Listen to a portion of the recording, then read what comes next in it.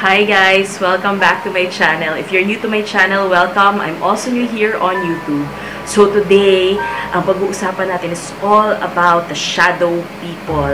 Very scary creatures na usually nakikita natin sa ating mga panaginip. Kaya tayo nagkakaroon ng tinatawag nating sleep paralysis or bangungot. And today, meron din ako sa inyo i-discuss also about shadow people na natutunan ko lang mga 3 years ago from a very close friend of mine na may iba pa palang tawag sa kanila. And some of them actually talk to humans like you and me. And usually, pwede mo pa silang hinga ng favor if you know them very, very well. Like, medyo close yung relationship mo sa kanila.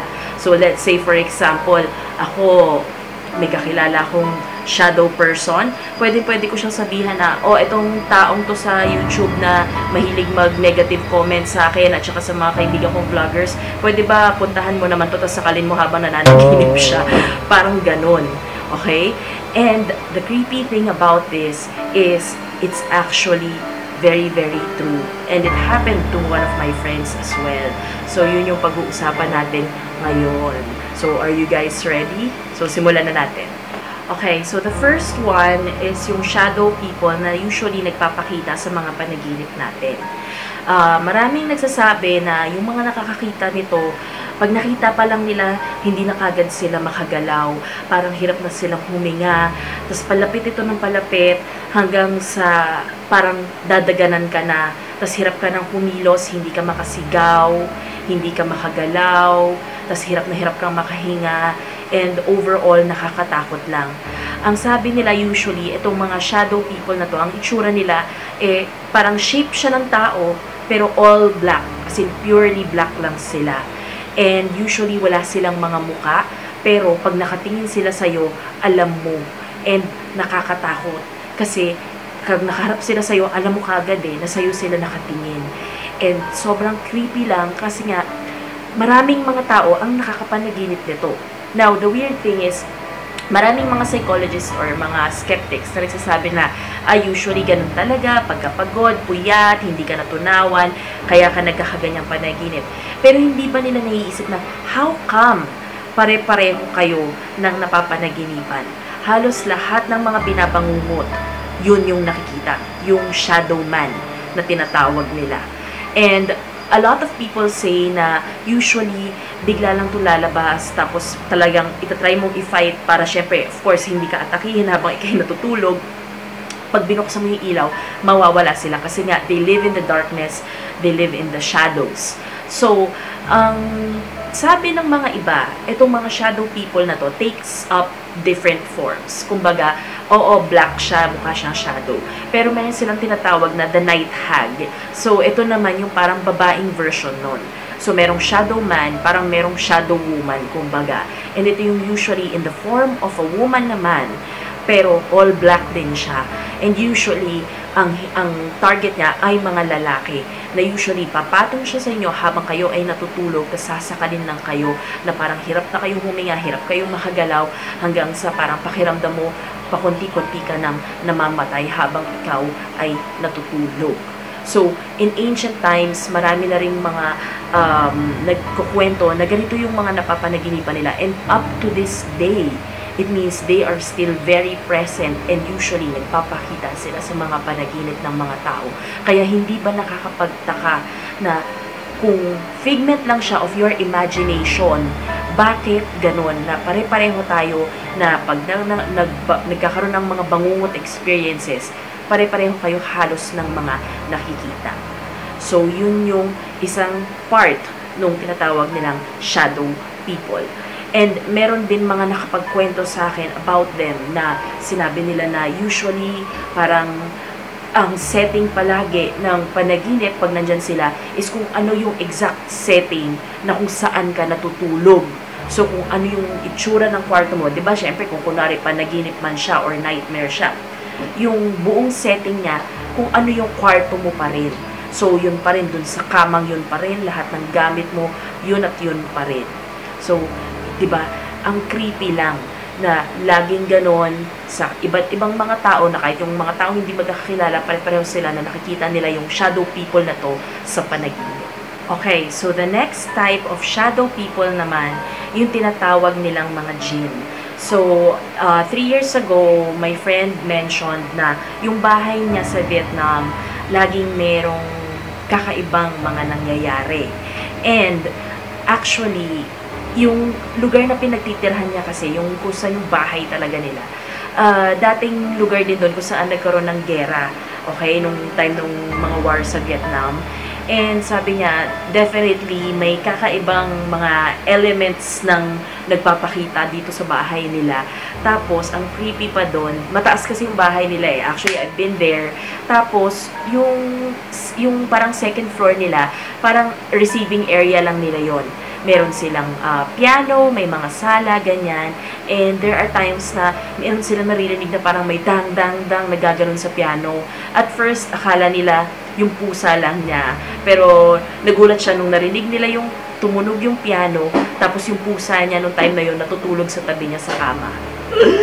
So, ang ginawa nila ngayon, tinawag nila yung isang friend namin na apparently, meron siyang ability to cleanse houses. So, pag sinabing cleanse houses, yun nga, tatanggalin of the negative spiritual entities na nandun sa bahay. So, sabi niya, meron siyang kakilala that can help dun sa paglilinis nung kanyang bahay. And ito nga yung tinatawag nilang jinn. So, dun ko rin natutunan na ito pala yun, yung mga shadow people. So, according to him, they live dun sa gitna natin. So, sa gitna ng living and spiritual world. So, yung mga jinn, yung mga nasa gitna. And sila yon yung mga matatangkad na parang shadow lang sila. And then, they can do things, apparently. So, actually, nung nagsabi siya ng ganon, desperado na ng konti yung friend ko eh. Dahil nga, syempre, kung ikaw ba naman na parang may nagmumulto na sa bahay mo, 'di ba? So, ang ginawa nila, okay, sige, sabi niya, I give you permission kung ano man yung kailangan nyong gawin. So, sabi niya, may pupunta sa bahay nyo. Pwedeng magpakita siya, pwedeng hindi.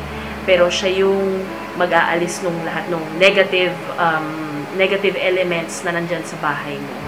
And nung matapos na yun, actually sabi nung friend namin, na may-ari ng bahay, sabi niya parang gumaang daw yung pakiramdam niya, parang naramdaman niya na, alam mo yung parang biglang naging, kahit hindi sila naglinis ng bahay, parang biglang naging maaliwalas. Ganun nga yung pakiramdam. And ang creepy was, yun nga, sinabi nung jinn pala, apparently, ang mga nagmumulto sa bahay niya, 4 na mga babae na walang mga ulo. Well, it just proves siguro, powerful nga silang mga jinn.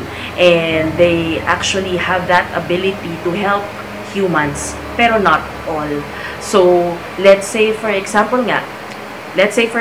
meron akong kakilalang ganyan, na shadow person or jinn. Pwedeng-pwede ko sa kanya sabihan na, itong nagtitingin-tingin sa YouTube channel kong to na gusto lang mag-comment ng mga bastos or para lang may masabing negative, pwede mo bang puntahan to sa bahay tapos sakalin mo habang natutulog? Pwedeng ganon. So, there are times na napapaisip tuloy kami na hindi kaya meron talagang mga may kilalang ganito and then they can do favors for some humans, pero of course everything comes with a price. So, laging may kapalit. And that just depends kung ano man yung kapalit na yon. Make sure na if you make a deal with them, it's gonna be worth it. Okay? So, yun yung isang type ng shadow people. And I think meron din silang minention na yung iba, ang nakikita nila parang nakasombrero daw. And ito daw mga nakasombrero yung pinaka-delikado sa lahat. Kasi pag nakasombrero sila, it means na they are of the parang higher nature pa compared to the others, na they mean business, na talagang pwede nilang saktan or kahit bawian ng buhay kung sino man yung target nila na tao. So, through their dreams, through the bangungots. So, yun yung sinabi nila. And I'm just not sure how true that is. Pero meron na talaga, nag-research ako, meron din mga nagkaroon ng sightings of these shadow people na nakasombrero. So, ako, definitely, I don't want to be on their bad side. And I'm sure para rin sa inyo, kung meron kayong kakilala na merong kakilalang ganitong klase ng nilalang, I'm sure you don't want to piss them off. So, make sure na siguro ang pinaka-moral of this story is try to always be kind to everybody, be positive, and huwag kayong kagad-kagad na nagja-judge sa mga tao kasi maraming tao dyan na akala nyo ganyan-ganyan lang. Pero pagka napikon sila, pwede silang magpadala ng gin sa bahay nyo at pwede kayong pagtripan. So, make sure lang na you always stay kind and be nice as much as possible to everybody that you meet. So, treat them the way you want to be treated. So, yun yung lagi kong motto. Pero, ako, to be honest, maiksi din yung pasensya ko. If you watch my daily vlogs dun sa kabila kong channel, matindi din ako magalit. So, yon. Kaya, be very careful of people na mabibilis silang magalit or mabibilis silang mainis. Kasi, who knows kung may kakilala silang Jin. Kasi sinabi nga nung friend namin na may kakilalang Jin na sabi niya, they usually don't cause harm naman to people. Kumbaga, may times pa nga na magpapakita sila, may times na hindi. Pero it doesn't necessarily mean na masama sila. And they have bad intentions specifically for you. So, yon. And ang sabi nga nila, usually, ang mga may kakilala ring Jin, ito daw yung may mga malalaking lupa, lalo na sa province. So, usually kasi, yung mga nagiging owners nito, or parang, hindi naman owners, they don't own the gins, pero like yung mga ka-close nilang tao, sila yung mga may-ari ng mga lupa na kung saan sila dati. So, yung iba, sinasabi nila na, ito, actually ako, may kakilala rin ako na isa na may gin. So, isang hotel siya sa may Ilocos, banda.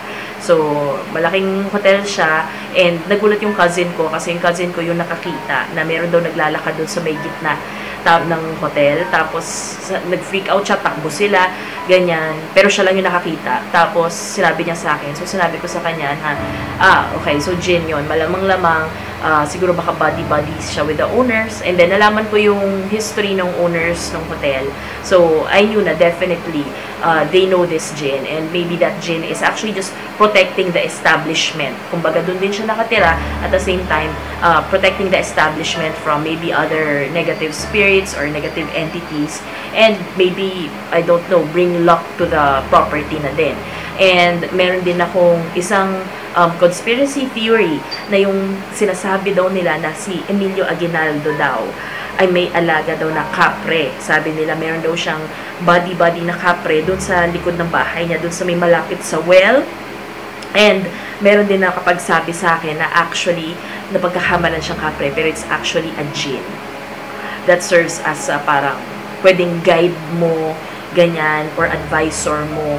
So, I'm really not sure about that. Actually, nung bata ako, nag-field trip kami doon. Tapos, nung nagpunta ako doon kagad sa may likod ng bahay na yon kasi nakwento na siya sa akin before ng daddy ko na, may kapre si Emilio Aguinaldo, ganyan. Ako naman tong si Nene na, ay talaga, mas na-intriga ako. Yung mga klase ko, nag-freak out. Nandun lang sila sa may balcony. Samantalang ako, tumatakbo ako. Pinuntahan ko talaga doon sa may malapit sa well. Nag-aantay ako doon. Sabi ko, sige, magpakita ka. Kasi gusto ko talaga siyang makita. As in, gano'n. Ang weird ko talaga, guys. So, anyway, wala nagpakita sa akin. Pero nagpakita siya sa akin later on sa isang mall. Ayun, hindi naman niya ako sinaktan. Pero, at least I'm happy to know na creatures like that exist. Some of them say na they are, they are aliens from another planet or from another dimension. Parang ganyan. Different beings. Pero, we really don't know. The only thing na masasabi ko is, yun nga, I hope na you don't run into one of the jinns, especially if meron kayong kaaway na may kakilala pa ng jinn or pinis off nyo kasi a jinn can find you wherever you are kahit na hindi nga niya alam yung pangalan mo. Kahit na kunwari yun nga, sa mga nagne-negative comments dyan sa YouTube, kahit na gumamit ka pa ng fake na account dyan, kayang-kaya kang mahanap ng jinn. Tama ba? Yung jinn ko dito ayaw magpakita. Veni you! Ostende faciam tuam. Ayaw niya magpakita. So anyway guys, magkwento kayo sa akin kung meron kayong mga experiences about the shadow people, and hit me up in the comments below. Mag-like kayo sa aking Facebook page, and stay tuned for my upcoming videos. So I'll see you again next time. Ayan na siya.